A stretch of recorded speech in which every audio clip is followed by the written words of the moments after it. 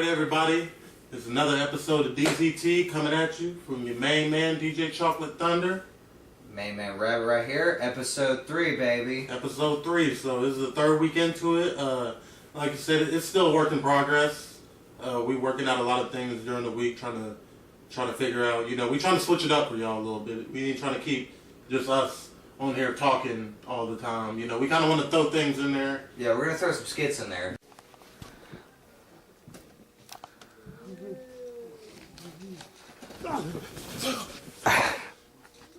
What year is it? 2013. We're working on that. We'll probably have one coming up next week. Hopefully. But hopefully. It'll be in the midst. That's what we're planning on. But I just want to say thank you to everybody, all of our viewers on Facebook and YouTube for checking out our stuff and showing us a lot of love. We got a lot of friends that really gave us some good feedback. I appreciate everybody voting on the poll questions and just liking everything, just share it more. We need to get more out there. So yeah, that's about it. We want to talk about one of our good friends. Oh yes, one of our exclusive subscribers, one of our best buddies right here, the Rice Man. We introduced him on the last episode at the beginning, and just throw it out there. He has Chiari malformation, and he had his surgery yesterday, and everything went good. But today there's still some complications. But he's gonna make it out of it. He's definitely gonna make it out of it. He's got a seat right here, reserved for him for the DZT spot. And I know you're watching. I know you are watching, Rice Man. And we just want to shout out and we say, love you, man. Yep. And don't worry, you'll be on the show pretty soon. He's dying to be on this show. He wants to talk about zombies. Yeah. He's like the biggest zombie freak I know. So, but with all that, if you haven't checked out Chiari malformation, it's kind of a crazy word to pronounce, but it's chiarimalformation.org. Go check that out. Throw your support in. We at DZT, we all support it. Everybody that comes through here, we support it. And just throw out your shout-outs to them and help all the people that have Chiari. And I'm just going to throw it over here to DJ, and he's going to do the drink of the week. All right, y'all. We got it. Drink of the week, the jackhammer. Da-da-da. It's really simple. It's really simple to make. Just start with a couple ice cubes, 2 or 3 ice cubes. I'm going to join in this process. Pineapple juice. All pineapple juice tastes the same. This, whatever. Get what you like. So I'll say about half and half. Half pineapple juice, half vodka. It's really to your flavor. Yeah, it's that kind of drink. A make to your liking. Just pineapple juice and vodka, man. Call it a jackhammer. And I actually prefer the jackhammer over the screwdriver. If you don't know what a screwdriver is, you're illiterate and ignorant to all things alcohol. But beside the point, a screwdriver is just orange juice and vodka. I'm sorry. And I really prefer the pineapple juice because it's less acidic. So I don't get heartburn as quick with the jackhammers. With a screwdriver, or as I like to pull it off, a 007. Ooh. It could be very acidic. Ooh. I want to have some bite. Yeah, he had a little bite to it. Ooh, that had a lot of bite. But it's actually a pretty good drink. You can make it as stout as you want. It's cheap. We paid about $12 for this bottle, and $3 for a thing of pineapple juice, and that'll last you all night long. Big can of it. And it is cheap. You can get. I mean, you can even take cheap vodka and do it with it, and it still make it taste amazing. And plus, it's good for you. Ta-da! Yeah, it's healthy. Health facts provided by DZT. Okay, and we're gonna get into the poll question that we had this week. The poll question was, if you were bitten in the ZA, how would you handle it? And we had our questions. We had six questions. Okay. And it was strap a grenade to yourself and sacrifice yourself for the group. The second one was become the leader of the zombie army and take over the world. Third one was cut off any affected area if possible. ... Ouch. Kill yourself immediately. Let yourself turn and kill everybody you love and hate. Or turn and fall in love with a barely attractive blonde and turn into her zombie bitch. No relations.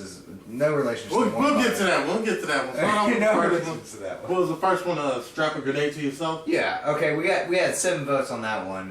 What would you think? The main reason I picked that one is because.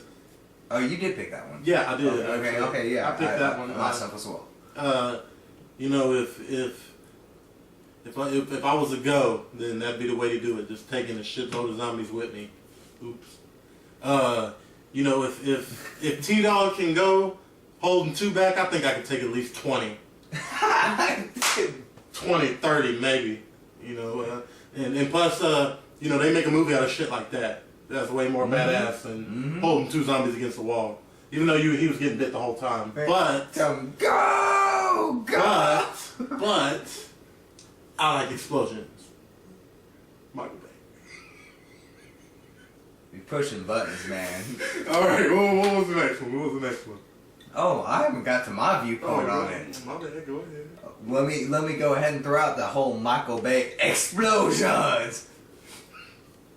He knows that this is my pet peeve, but I'd rather do that. Like if I were bitten, I knew I was a goner. I would straight up just tell everybody, like, hold me off until like the last minute, and I know at that last minute people would just be like, I need to get out of here, the horde's coming in, just give me a couple grenades, I'll go. I'll take them out. Like I'd probably do it different. I'd throw a grenade into the horde and then run into it with a crowbar blazing. I'll probably have to do it. Actually, now I think about it. Oh, you can change it up. The throwing the grenades in there, I'll probably do that, but I have to do it Arab style with the vest and everything. Just make it as dramatic as possible. And I just want to hug a zombie. I just want to hug the shit out of them. Because zombies need love too. We might hate them, but they need love too. Alright!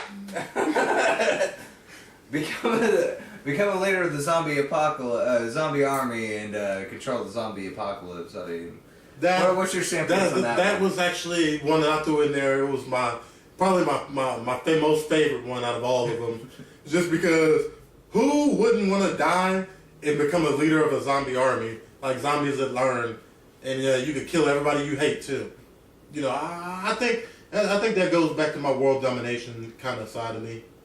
For those who don't know, I'm crazy. So I would kill myself. Sorry, I would jump down to the 4th one and say kill myself instantly if that ever happened. Zombie army, they be coming at you, DZT style. We had the t-shirts and everything. Okay. I'm going to go ahead and skip over that 3rd question because that's going to go on to a crazy debate, and I'm just going to go ahead and throw the other ones out there. Let yourself turn and kill everyone you love and hate around you. What would you say? You got to be a depressed motherfucker to do some shit like that. I agree. I couldn't let myself turn and kill people that I cared about. The people you hate thing. If you're in a group full of people that you hate, just be like, oh yeah, I'm okay. Just lay me down in the back. I'll sleep. I'll be fine. Just lay me down in the back and then wake up as a zombie and tear their ass apart. That's if you with a group that you hate. But I'd rather be on my own than with a bunch of people I didn't trust or like, so to speak. That one, I'd still stand on the standpoint of kill myself. Because, I'm always going to be around somebody that I loves and then somebody that I really hates. Yeah. The most popular one actually that we had on there was the zombie bitch one. Was let yourself. No, actually somebody voted for that one.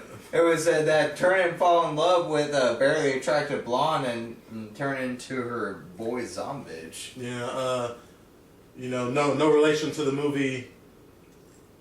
Warm blood or warm bodies. Yeah, no relation to it. Of course not. We weren't bashing on the movie.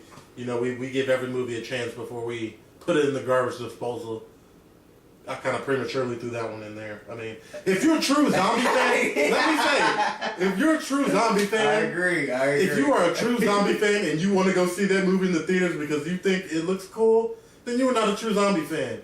What I didn't like most of, why with the zombies, they were like, they turned into like vampire zombies kind of thing. Yeah, they were okay. But it was like Skeletors on. And then they have a new commercial, and they have one scene where there's like a whole army of zombies, but like their heart is glowing. And I'm not kidding you, people. If you ain't seen it, watch for the commercial.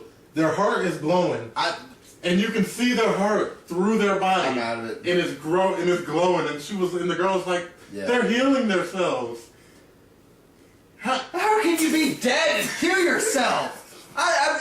Did they come back alive? Fuck. I'm just telling you what the commercial said. Dumb movies. Okay, and the last one, the kill yourself immediately thing. That's not much of a topic. The last one that I really wanted to get off on here was, cut off the infected area if possible. I would totally just hack my arm off. Like, if I got bit on the arm, I would kill that zombie and immediately just turn around and just try to, like, have somebody leverage it. And, like, I would try to kill my arm before the infection spread. I mean, that's a good one. Yeah. That goes back to the Day of the Dead. Like, what would you think about that? What would you do? Man, I know you think that, but being a human being, when it comes down to it, I don't think a lot of people had a heart to do it, man. No. I myself, I don't know. I'd have trouble doing that one, but if it was like a small area, like he said, like an arm, and that goes to another thing, like when you do that, you also have to be confident that you have the means to stop the bleeding. Right. Because if you in a place and you ain't got nothing cauterized with, you ain't got no wrap or nothing, then you have to think about that, because then if you cut your arm off, you got major vessels in your arm that carry blood. You know what I'm saying? Well, I mean, there's always a chance that you might be able to find something around you to just like wrap around and hold the pressure. Just the pressure of the blood until you can find a place to cauterize it. I mean, you can go a bit with it cutting off, and as long as if you squeeze it tight enough and cut off all the blood flow, I'm just like, that part would die pretty much. Unless you're like a badass like Merle. And then you just cut your hand off and kill a couple zombies, and then you happen to find the oven. But yeah, that or do something like Rick and cut off somebody's leg and then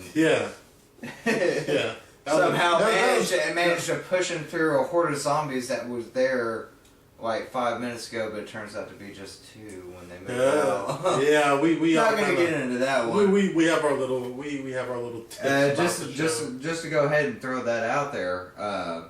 That weekend before, or that day before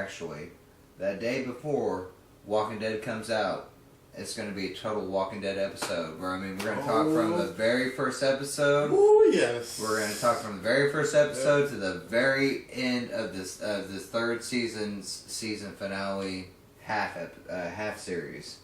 I mean, we're going to go off. Yeah, all Walking Dead, baby. This is probably going to be a good hour or so. Yeah. We'll have to cut it up. We'll try to keep it short for you, but yeah. Because we want to watch The Walking Dead as well. That was about it on the poll question. So we gonna move into our main topic, and we want to talk a little bit about safe houses. And our friend Ryan the Snowman, actually had a little comment that he put on our Facebook page about safe houses, and Rabbit's gonna read it to you. And we're going to shout out to you, the Snowman. All right, man. You said there are plenty. There are a plethora of places and ways to defend But I like the old connect the trees in the middle of dense woods, low points and high points. I can see that. I mean, it kind of like doing like a fortress with trees, like logging, like you just kind of like it'd be camouflage. I think what he's saying is like build something like a clubhouse. Yeah, I think that's what I got from it, but I'm not sure. Like clubhouses with like bridges going to another clubhouse. I think that's what he meant. That would be cool. That would be cool. But he also said, not have a bunch of cars and what is it? Not have a bunch of cars and all that shit like in The Walking Dead, but attempt to fortify a position if the time allows. You're not gonna build a clubhouse on the fly. It's like that's gonna take months to do something like that. That's like the only thing I said about that one. But like, if you could get the means to do something like that, I think it'd be a great idea. A very good idea. I mean, if you have a good fortified structure, right? Yeah, pending weather and fires. I mean, and another thing about it is one of the big things about the whole zombie apocalypse is, once it goes down and you're used to zombies, the biggest threat is going to be man. So if you're in the woods, what's to stop somebody from coming by and being jealous and putting gasoline on the tree and setting it all ablaze? Fire was one of the main things that I was worried about. Yeah. I mean, shit, if a fire started in California and then spread it all through that shit, I mean, what's not to stop it around here? Yeah. Yeah. Especially granted, we live in the South. If all you people that know, we live in the South. I'm just gonna leave that location out. But keep the Southern, baby. No. Okay, but yeah, I agree with that. I like that ordeal. Like the clubhouse thing. That was a really good idea, right? Snowman, man, I like that. I like that a lot, man. It's like you said, it's gonna take some time, and we ain't got time to build clubhouses, man. We're always constantly moving. That's gonna be something that's gonna be an army. We don't have time to live out our childhood fantasies in the zombie apocalypse. And I know how the childhood fantasies go with the zombie apocalypse. I've had many. Believe me, I've had many, and they consist of like houses with like little sticker passageways of underwater tunnels and going into and coming out to another room. I ain't gonna go into it. But I actually am gonna go into a location of what we're gonna talk about. Safe houses. What would be the best location, man? What do you think? It really depends on where you are. Like, I think one of the best locations for a good safe house is going to be out in the woods.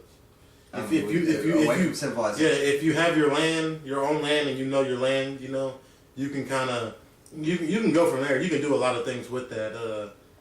Whatever you need, build up barriers and things like that. But if you're like in the city, then you can't really fortify a place. I mean, it would be a safe house for only so long. Yeah, like mainly I just say get out of the city for anybody that's in the city. But what about people that live like, out in like mountainous areas? Like say if you were in like Denver, Colorado when it happened, you have a lot more leeway with that because if you're up on the mountains and you can kind of get a scope of everything around you. But then again, with a city like that, it's so crowded and populated that you're going to have a lot to deal with, in a short amount of time or however long you want to fortify your place. So like I said, it really depends on your area. It really does. It doesn't really. We're not even going to talk to the people in Alaska because they automatically win. Yeah, you Alaskans have it easy. Thank you, Anchorage. We'll come up there someday. But yeah, I think it's mainly location. You really, really, really can't fortify any location in a major city. Like that's kind of going on to my point of the safe haven will always fall. Like every safe haven that you see will always fall unless this is all done and over with. I mean, there's no trace of it whatsoever. Every safe house that you have will fall. So expect to just be there for so long and then move on. Move on. Like as soon as you think it's about to fall, go with it. On that, I wouldn't even wait that long. I'd be like more the Michonne type, you know, whenever her and the bitch who must not be loved, they went into the freezer and like she let her rest for a day and she told her, she was like, let's get a move on. But she couldn't. Like that's how I would be. I would get the rest that I needed and see what supplies I could gather from wherever I keep moving. And then I move. Keep moving is the main key. I would even wait for it to look like it's gonna be overran. Now, if you find a city, and like that people have made, I mean, I would be more concerned with the people rather than the anything on the outside. I would take my risk more than the outside. I mean that whole Walking Dead episode with the Woodbury. I mean, I already knew what was going to happen. Like that's common. I mean, you're going to have this kind of little civilizations that built up, and they're obviously going to have some kind of control. Like one main guy that they look to, that they call like their Lord and Savior, or some shit like that, and it's just, you gotta avoid it. If you really want to survive with a safe house, make it up your own. Like try to find abandoned locations, get away from civilization as far as you can. The tree house thing is awesome. If you find a tree house, I'm guarantee you can fucking hoard up there for at least 2 weeks if you have the food. I mean, that shit's just... It's crazy how, like, man evolves. Yeah. You go into their survival instincts, and then they have to they have a deity complex when they make a town. And that's something that I would never ever do. I just be like, if you don't like it, get the fuck out of here. I'm going on my own, kind of thing. But what brings me to this? What would happen if you stumbled upon one of those bunkers, those doomsday bunkers? You know, the guys that are hoarding all that stuff. I mean, what would you do that? Well, how would you do that? Strategic wise, I would present myself. I would present myself as peaceful, you know, in case they can see from the outside. And well, they wouldn't even come out. Probably not. They're in a bunker. Yeah, but, you know, about the whole bunker thing, like, a lot of us, like, everybody, I'm sure everybody watching the show, they ain't got $50,000 to throw into a bunker underground that you might not never use. Hell no. Like, I think that the people that are, like, lived in it when it's happening will be a lot better off than the people who are hiding away in safety when it happens for a while and then kind of come out, because I think when you come out, you're gonna be more susceptible to like being shell shocked. Like you might have think you had a good idea about how the world is gonna be, but you might not be ready. It might be so much worse than what you thought it was. You know what I'm saying? About more fucked up than what you thought it was, and then you're just not gonna be prepared for it whatsoever. You'd be like a brand new sheep to the flock. Yeah. In a way, that's the way I'd see it. I mean, you're coming out, you're gonna start shooting everybody. Well, who knows? It could be a flip flop. It'd be like everything's already done and over with. You're gonna shoot innocent people, or you're gonna shoot zombies, and then, you know, just kind of like be scared of people. And another thing about the bunker is like I've watched the little doomsday shows and everything, and I've never seen a bunker that had a real good escape route. Cause say you come out of your bunker to see how things are going, you see zombies, you shoot them. Okay, you might go back in your bunker, and you might when you go to sleep, there might be a couple of zombies, but when you come back, there might be 20, 30 zombies. And if they're just standing around with no place to go because like zombies are trying to get into this doors that you have, then they're just gonna sit on top of you. You know what I'm saying? And how are you going to escape that? You know, so you really have to think about. Yeah, bunkers usually consist, unless doomsday prophecy is one way in, one way out. Yeah. I think that's the biggest mistake. But a lot of the people I know, they weren't prepared for the zombie apocalypse. But get over it. We're going to critique your ideas anyway. We're going to show you how all that money can lead to the end of your life. I don't know about the end of the life, but I mean, well, we can probably improve it to where we can make it better than the end of their life on fortifying our homes to where we can actually, because like you know, the fortifying the homes, like building a shelter, one of the perfect shelters that I've ever seen would have to be I Am Legend. That was an amazing... Man. That was an amazing structure right there. I was actually thinking about, like, talking about... The Shutter ordeal. Shutter ordeal. Oh, yeah. That was an amazing strategy, and I give him major props for doing that. Even though it was only vampires, shit, you don't know. That. I mean, it could be anybody. That was an amazing strategy altogether. It was just... I might have mounted a gun at the top of the building. Yeah, well, he was dealing with a little bit different than what we talked about. And I wouldn't have slept in a tub. That's just kind of weird.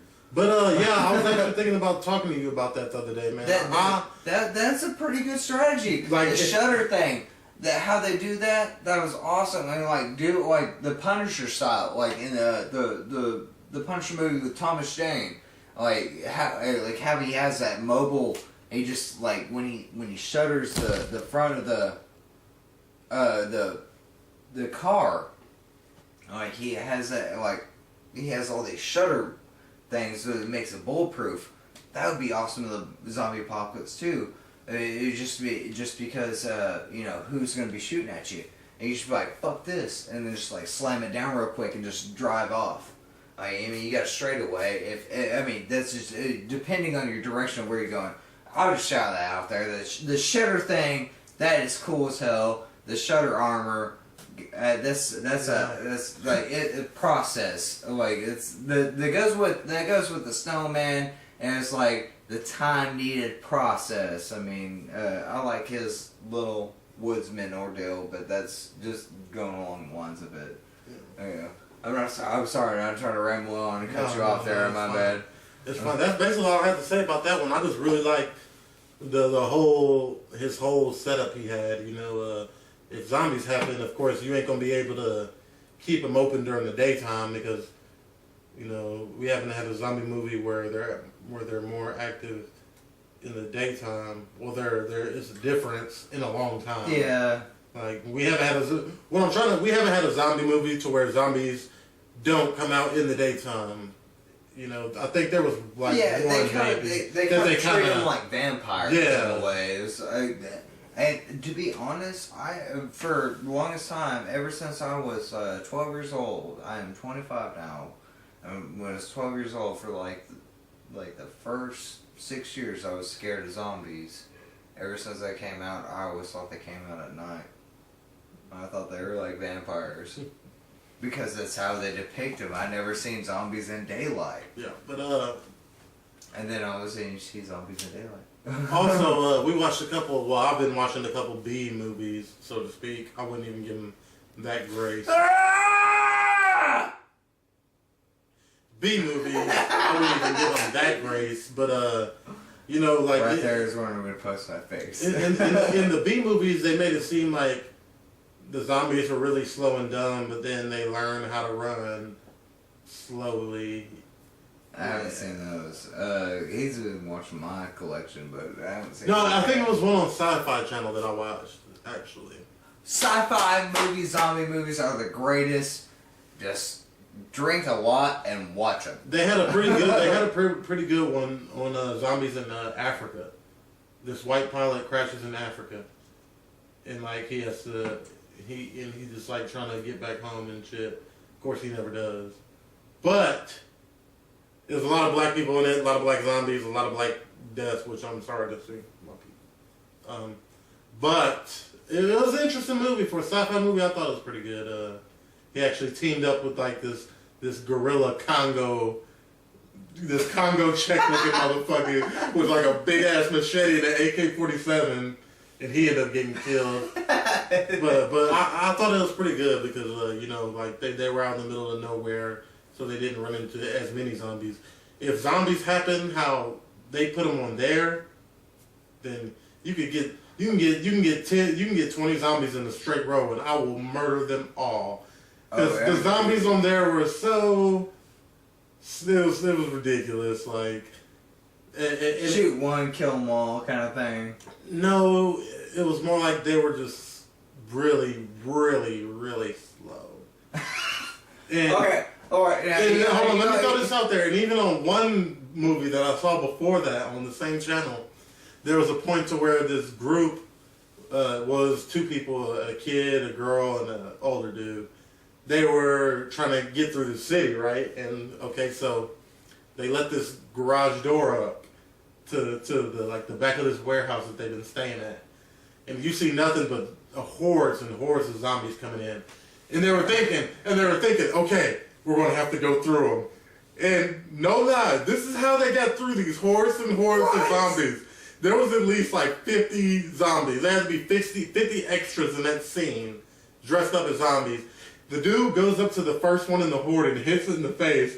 And then like they plow through, and like I guess they made the zombies make a little path for them. And like all these zombies would do is like, and they would just slap their hands down and run through the horde. 50 or 60 zombies, and I'm shitting you not, they were surrounded and they just ran straight through it, pushing zombies and slapping hands down because the zombies were just like, I was like, that was pretty ridiculous. Man, if I want a high five fest, I'll go to a festival. Yeah. Okay. That was pretty that is ridiculous. Now we're just rambling about this, but this is that. No, that is. What was that movie called? That is ridiculous.